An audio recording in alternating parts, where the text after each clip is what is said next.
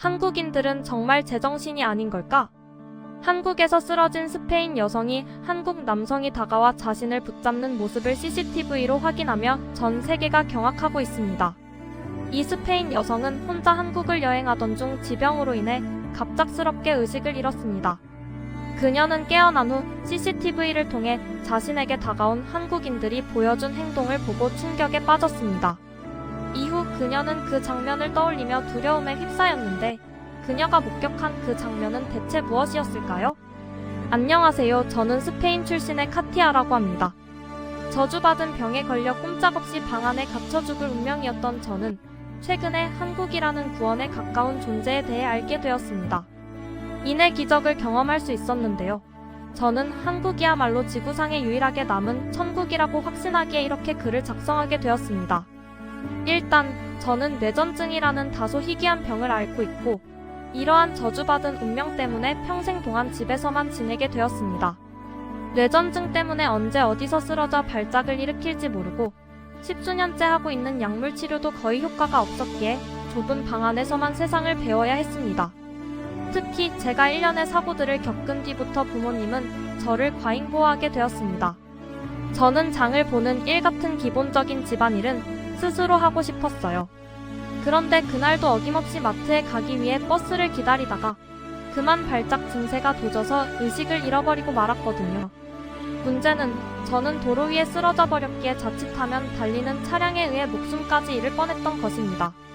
이 사실을 알게 된 부모님께서는 그 즉시 제가 혼자서는 절대로 외출하지 못하게 하셨고 저는 그 이후로 사회와 완전히 고립되어 집에서만 생활하게 되었습니다.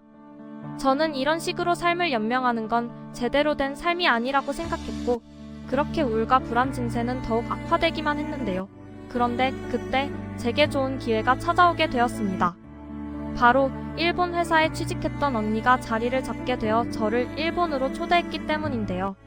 이건 답답한 집안에서 금방이라도 정신을 잃을 지경이었던 제게 한 줄기 희망처럼 느껴졌습니다. 부모님도 언니와 함께하는 일본 여행은 안전할 거라고 생각하셨는지 제 일본행을 허락해 주셨죠. 그런데 그렇게 일본에서 만난 언니의 상태가 조금 이상하더군요.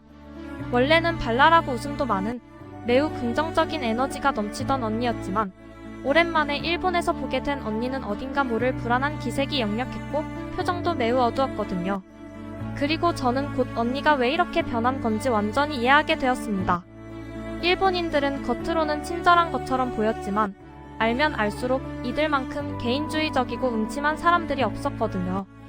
일단 편의점에서부터 그랬습니다.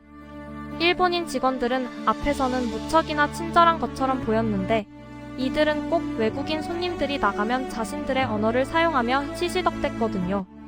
알고 보니 이들은 서툰 일본어를 사용하며 일본을 존중해 주려는 외국인들에게 그런 것도 일본어라고 사용하는 거냐며 비웃어댔던 거였습니다. 처음에는 설마 그렇게나 친절하던 일본인들이 그런 말을 했을까 싶어 언니의 말을 믿지 않았어요. 하지만 이내 충격적인 경험을 하고 나서 일본에 대해 다시 생각하게 되었죠. 저는 친절한 일본인들은 제게 어떠한 위기가 닥쳐도 기꺼이 도움을 줄 거라고 생각했기에 언니가 직장에 간 사이 혼자 외출을 하게 되었습니다. 그런데 일본어를 할 수 있는 언니와 함께 다니는 것과 혼자 일본의 거리를 거니는 것은 많은 차이가 있더군요. 일본인들에게는 영어가 전혀 통하지 않았고 낯선 환경 속에서 낯선 사람들에게 둘러싸인 저는 갑자기 불안 증세가 심해지기 시작했거든요. 결국 저는 뇌전증 증세가 도져서 수많은 인파들로 가득한 거리 한복판에서 정신을 잃고 쓰러져 버렸고 도대체 얼마나 쓰러져 있었는지도 모른 채 가까스로 정신을 차리게 되었습니다. 제 몸은 거의 도로에 닿아 있었는데요. 이건 자칫하면 달려오는 차에 의해 큰 사고를 당할 수도 있었다는 것을 의미하기에 저는 엄청난 공포심을 느끼며 곧장 언니네 집으로 향했습니다. 그리고 퇴근한 언니에게 자초지종을 말한 뒤 근처 CCTV를 확인해보게 되었죠. 뇌전증 같은 갑작스러운 발작 증세를 일으키는 환자들은 CCTV를 통해 자신이 어떻게 넘어졌으며 부상을 당한 부위가 어디인지 정확히 파악하고 치료해야 합니다. 그래서 발작 후에 CCTV를 확인하는 것이 필수적이거든요. 그런데 그렇게 돌려본 CCTV를 본 저는 엄청난 충격을 받고 온몸에 소름이 돋고 말았습니다. 왜냐하면 그렇게나 많은 사람들이 지나던 일본의 번화가 거리였지만 도로에 쓰러져서 발작을 하는 저를 도와주는 사람들은 단 한 명도 없었거든요. 일본인들은 쓰러진 저를 힐끔 보고 그저 가던 길을 갈 뿐이었고 몇 명은 발작을 하는 저를 점프해서 넘어가는 사람도 있었습니다. 심지어 도로를 지나가던 차량들마저 저를 피해갈 뿐 저를 도와주는 운전자는 단 한 명도 없었는데요. 그야말로 저는 일본인들의 소름 돋는 무관심 속에서 객사를 할 뻔했던 것입니다. 일본인들은 앞에서만 착한 척을 할 뿐 절대로 착한 사람들이 아니었던 거고 아무래도 일본에서 일하는 언니가 어두워진 것도 이러한 일본인들에게 하도 상처를 받아서였던 것 같았습니다. 아무튼 저는 일본에서 인간 이하의 짐짝 취급을 받게 되었고 이건 제게 상당한 충격으로 다가왔습니다. 안 그래도 정신 상태가 불안정했던 제게 일본에서의 경험은 제가 쓸모없고 늘 폐만 끼치는 존재라고 느끼기에 충분했습니다. 그렇게 저는 이럴 바엔 차라리 삶을 포기하는 게 낫겠다는 극단적인 생각까지 하게 되었습니다. 그러다가 우연히 간 게 바로 한국이었어요. 저는 스페인으로 다시 돌아가려고 도망가다시피 공항으로 갔다가 문득 방에서만 갇혀 사는 지옥 같은 삶이 떠올랐거든요. 마침 일본 공항에서 즉시 떠날 수 있는 유일한 국가가 바로 한국이었기에 저는 마지막 남은 돈을 전부 털어서 혼자 한국으로 가기로 했습니다. 그야말로 남은 돈도 거의 없이 저는 아무에게도 환영받지 못하는 삶을 끝내기 위해 한국으로 가게 된 것이죠. 그리고 그렇게 도착한 한국에서 저는 곧바로 경악을 금치 못할 장면을 목격하게 됩니다. 웬 부스 하나에 수많은 외국인들이 모여있길래 가봤더니 그곳에서는 스마트워치를 대여해주고 있었습니다. 아니, 스페인에서는 이런 고가의 스마트워치를 갖고 있는 사람조차 거의 없는데 어떻게 한국에서는 스마트워치를 대여해주기까지 하고 있을 수 있단 말인가 싶었죠. 저는 이 상황이 도저히 믿기지 않아 무슨 이유로 스마트워치를 무료로 대여해주는 거냐며 따지듯 물어보게 되었습니다. 그러자 공항 직원은 깜짝 놀랄 만한 답변을 건네오더군요. 이제 한국에서는 현금을 찾아보기가 쉽지 않거든요. 대신 한국에서는 모든 결제를 스마트워치 등을 통한 디지털 결제로 하고 있죠. 많은 외국인 분들이 한국의 이러한 디지털 인프라에 당황하곤 해서 외국인 분들의 적응을 돕고자 스마트워치를 대여해주고 카드까지 등록해주고 있답니다. 그러면서 그녀는 제게도 삼성 브랜드의 고급 스마트워치를 대여해 주었습니다. 스페인과 일본을 거치면서 세상에 공짜란 없고 대가 없는 호의는 없다는 것을 뼈저리게 깨달았기에 한국에 이런 말도 안 되는 서비스에 경계심이 들었죠. 그래서 표정을 잔뜩 찌푸리며 보증금은 얼마인지 등을 샅샅이 캐묻게 되죠. 그러자 한국인 직원은 그저 웃는 얼굴로 보증금은 필요 없고 반납도 꼭 인천공항이 아니더라도 모든 한국 공항의 안내소에 반납하면 된다는 친절한 설명을 건네더라고요. 아니, 이런 고가의 디지털 장비를 보증금도 받지 않고 대여해준다니? 저는 한국이 대체 무슨 자신감으로 이런 파격적인 정책을 내놓았는지 이해가 되지 않았습니다. 이렇게 하면 반드시 누군가 훔쳐갈 거라며 울분을 토했는데요. 그러자 한국인 직원은 훔친다는 개념 자체를 이해하지 못하겠다는 듯 약간 당황한 기색을 보였습니다. 그러면서 일전에 한국인 노인들을 대상으로 서비스했을 때는 수거율이 101%였다고 말했습니다.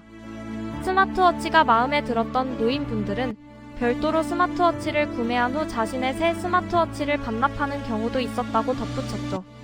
저는 한국인들의 놀라운 시민의식과 한국의 부유한 모습을 보고 순간 말문이 턱 막히고 말았습니다. 하지만 이러한 황당한 감정도 잠시 저는 이내 또다시 충격적인 경험을 하게 됩니다. 왜냐하면 한국인 직원은 제게 앓고 있는 지병 등의 다소 개인적인 질문을 해왔거든요. 안 그래도 뇌전증 때문에 삶을 포기하려고 마음먹었던 저는 갑자기 개인적인 질문을 건네는 그녀에게 약간의 짜증이 났습니다.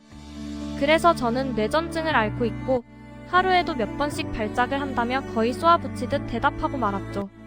그런데 이 한국인 직원은 정말 예상치도 못한 반응을 보이더라고요. 그녀는 자신도 뇌전증을 앓고 있는 친구가 있다고 말하며 진심 어린 표정과 말투로 제게 따뜻한 위로를 건네기 시작했거든요. 그러면서 스마트워치에 제 지병에 대해 입력해뒀고 이 스마트워치는 혹시 모를 위급 상황이 생긴다면 저를 분명히 구해줄 거라며 제 손을 꽉 붙잡아줬죠. 저는 지금껏 제 편이 되어주는 사람을 만난 적이 단 한 번도 없었기에 그녀의 따뜻한 손길에 울컥하는 감정이 들었습니다.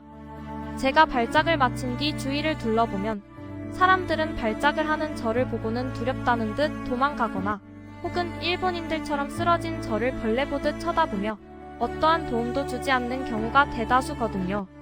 그런데 한국인들은 유일하게 저를 편견 섞인 눈으로 보지 않았고 다소 예민한 반응을 보이는 저를 따뜻하게 품어주기까지 했습니다. 결국 저는 낯선 사람에게 처음 받아보는 호의의 눈물이 왈칵 쏟아지고 말았고 결국 눈물을 참을 수가 없어서 부스에서 거의 도주하듯 달아나 버렸습니다. 그리고 얼마 후 간신히 진정을 할 수 있게 된 저는 미리 예약했던 서울로 향하기 위해 버스에 탑승하게 되죠. 역시나 한국은 정말 놀라웠습니다. 한국인들은 그야말로 최첨단 인프라에 완벽히 적응했는지 노인들마저 자신의 스마트워치를 태그하거나 스마트폰을 태그하면서 버스 요금을 결제했거든요.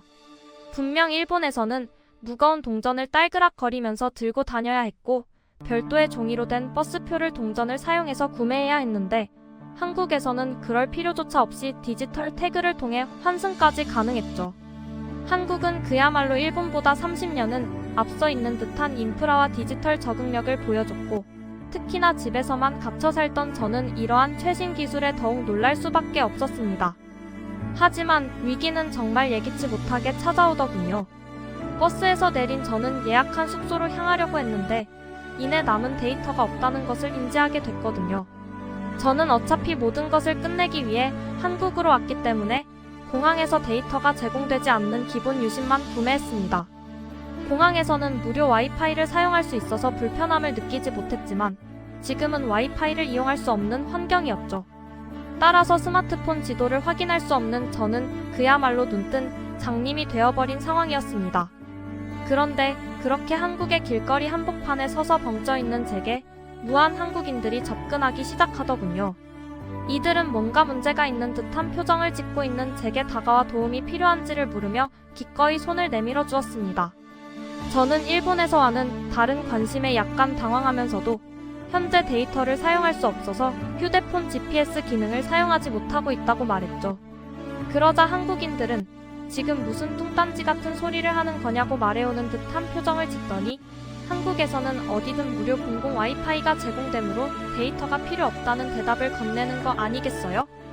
그리고 실제로 확인해보니 한국에는 버스 정류장 근처나 식당가 근처 그리고 각종 관공서나 길거리 이곳저곳에 해당 이름으로 된 무료 와이파이가 제공되고 있었습니다.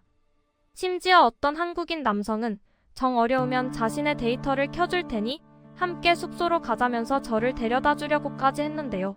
이건 정말 믿기지가 않는 상황이었습니다. 사실 스페인에서도 인프라를 확충한다며 여러 공공장소에 인터넷 공유기를 설치한 적이 있었습니다. 그러나 공유기를 설치한 지 얼마 되지 않아 공유기 도난 뉴스가 연이어 나오더니 결국 공공장소에서 무료 와이파이를 완전히 볼 수 없게 되었죠. 그야말로 이러한 공공 와이파이 인프라는 최고의 시민의식이 뒷받쳐주지 않는다면 흉내조차 불가능한 것입니다. 이러한 와이파이 품귀 현상 때문에 유럽의 몇몇 식당이나 카페에서는 와이파이 값을 별도로 청구하는 곳도 있죠. 그런데 한국에서는 어떻게 이런 인터넷 공유기를 아무도 훔쳐가지 않는지 궁금했습니다. 또 자신의 개인적인 데이터를 제공해주고 시간까지 직접 써가며 저를 숙소로 데려다 줄 수 있다는 사실이 믿기지 않았죠. 저는 한국인들의 놀라운 친절과 높은 시민의식을 보며 눈시울이 붉어졌습니다. 이러한 압도적인 친절은 정말 기대조차 안 했거니와 애초에 한국 이외의 곳에서는 받아보지도 못했거든요. 아무튼 그렇게 친절한 한국인들 덕분에 저는 무사히 숙소에 도착할 수 있었습니다. 한국인들의 따뜻한 마음들을 받은 저는 어쩌면 저도 도움을 받을 가치가 있는 사람일지도 모르겠다는 희망을 품을 수 있었죠. 그러나 이러한 제 희망은 얼마 안 가 완전히 짓밟히게 됩니다. 다음날 저는 예정에도 없던 한국의 번화가에 가보는 도전을 하게 되었습니다. 그런데 사고를 당했던 일본 번화가와 너무나도 똑같은 한국의 번화가 모습과 엄청난 인파를 보고 저도 모르게 극도로 긴장감을 느끼고 말았죠. 결국 저는 뇌전증 증세가 도저 그대로 쓰러지고 말았죠. 그런데 얼마간의 시간이 지나 발작에서 깨어난 저는 뭔가 평소와는 다른 이상한 느낌을 받게 되었습니다. 그리고 저는 곧 구급차에 실려서 병원으로 이동하고 있다는 것을 깨닫게 되죠. 이건 정말 이상했습니다. 발작은 길어봐야 5분 남짓 이어지는데 어떻게 그러한 짧은 시간 만에 병원으로 호송될 수가 있단 말인가? 이건 도저히 말이 안 되는 상황이었습니다. 그런데 제가 깨어난 것을 확인한 한국 의료진은 제게 영어를 사용하며 더욱 충격적인 말을 건네기 시작하더군요. 뇌전증 환자시죠? 조금 더 안정을 취하세요. 곧 병원에 도착합니다. 아니, 어떻게 제 병까지 전부 알고 있을 수 있단 말인가요? 저는 도저히 진정을 할 수가 없어서 그에게 자초지종을 묻기 시작했습니다. 그리고 저는 이내 놀라운 이야기를 듣게 되죠. 당신이 차고 있는 스마트워치가 당신의 심박수가 갑작스럽게 변한 것을 감지했고 저희에게 자동 조난 신호를 보냈거든요. 한국의 응급구조 인프라는 전 세계 최고 수준이고 저희는 시계의 GPS를 확인하고 곧바로 당신을 구조하러 온 거죠. 또한 스마트워치는 당신이 뇌전증 환자라는 정보를 보내주었는데요. 의료진과의 의사소통을 통해 당신이 뇌전증 환자의 증상을 보이고 있다는 것도 확인할 수 있던 것입니다. 저는 한국에 도저히 말이 안 되는 의료 시스템의 경악을 금치 못하고 말았습니다. 거기에 이 구급차는 원격 의료 기능을 갖췄기에 스페인에서는 이러한 응급구조 제도가 있어도 사실상 무용지물이거든요. 왜냐하면 스페인은 구급차의 출동 자체가 매우 느려서 거의 없는 것과 다름없는 수준이고 따라서 돈이 많은 사람들만 사설 앰뷸런스를 부르며 이송됐곤 하죠. 하지만 한국은 정말 모든 면에서 스페인과 일본을 능가하는 모습을 보여주고 있었습니다. 그렇게 저는 빠르게 병원에 도착했고 한국인 의사 선생님은 눈에 보이는 외상은 없으니 일단 넘어질 때 CCTV 영상을 확인해 본 뒤 추가적인 치료가 필요한지를 결정해야 할 것 같다는 말을 해왔습니다. 그런데 저는 당시의 CCTV 영상을 확인하자마자 온몸에 소름이 돋을 수밖에 없었습니다. 왜냐하면 제가 발작을 하며 넘어짐과 동시에 주위의 한국인들은 거의 반사적으로 제게 달려와 상태를 확인해주기 시작했거든요. 저와 가장 가까이 있던 남자는 일단 제 기도를 확보해 주었고 정확한 발작 원인을 모르기에 빠르게 휴대폰을 꺼내들며 구급차를 부르는 것 같았습니다. 아무래도 스마트워치가 더 먼저 반응하긴 했지만 굳이 스마트워치가 아니었더라도 저는 한국인들 덕분에 충분히 구조될 수 있었을 것 같았습니다. 심지어 한국인 몇 명은 도로 쪽으로 넘어진 저를 위해 위험을 무릅쓰고 차량을 통제하기 시작했습니다. 그렇게 마치 자신의 일처럼 열심히 저를 돕던 한국인들은 구급차가 도착하자마자 끝까지 상황을 설명해 주더니 이내 언제 그랬냐는 듯 쿨하게 제 갈 길을 떠나버리더라고요. 저는 이러한 약속이라도 한 듯이 일사불란하게 남을 도와주고도 당연한 일을 했다는 듯 감사 인사도 받지 않고 떠나버리는 한국인들의 모습에 터져나오는 울음을 참지 못하고 말았습니다. 그동안 사회 한편에 진짝처럼 버려졌던 제게 한국인들은 이런저라도 충분히 살아갈 가치가 있는 사람이라는 것을 몸소 가르쳐줬거든요. 저는 남들의 도움이 없으면 살아갈 수 없는 그야말로 쓸모없는 존재인 줄 알았는데 사람들에게 사랑받을 가치가 있는 존재라고 말해줬습니다. 현재 저는 제가 있어야 할 곳이 어디인지 진지하게 고민한 끝에 보호자가 없음에도 한국에 남기로 하는 파격적인 결정을 내렸습니다. 뇌전증은 스트레스와 불안에 큰 영향을 받는 병이라 그런지 한국인 친구들을 사귀며 스트레스 없이 살아가고 있는 저는 약을 많이 줄였음에도 단 한 번도 발작을 일으킨 적이 없었죠. 이 변화는 제게 정말 놀라운 경험이었습니다. 저의 뇌전증은 그야말로 마음의 병이었던 거고 약도 해결해 주지 못했던 병은 한국인이라는 의사이자 구원자들이 완전히 치료해준 것이죠. 항상 저의 새로운 삶을 응원해주는 한국인들이 아니었다면 지금의 정상 궤도에 오른 제 삶은 존재하지 않았을 것입니다. 그야말로 한국은 제 새로운 조국과 다름없고 저는 이곳에서 인생 제2막을 준비 중에 있습니다.